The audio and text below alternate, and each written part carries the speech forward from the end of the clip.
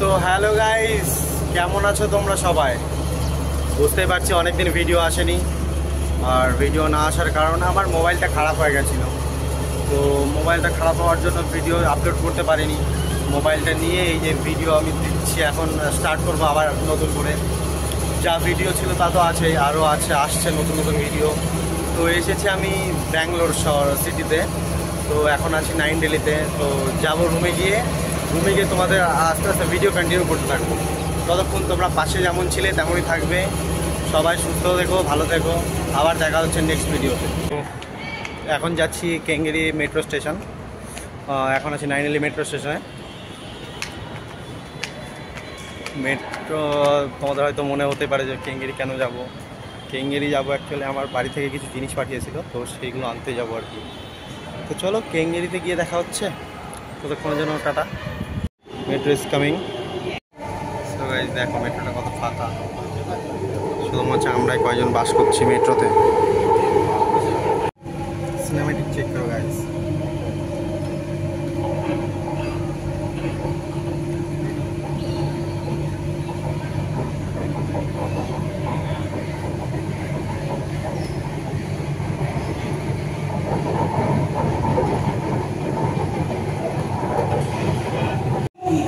So guys, দেখতে পাচ্ছ আমরা কেঙ্গেরি চলে এসেছি। নামবো মেট্রো স্টেশনে নেমে কথা হচ্ছে। চলো যেতে যেতে কথা হচ্ছে। সো কেঙ্গেরি স্টপ চলে এসেছি। দৌড়ো কেন হয়ে গেছে।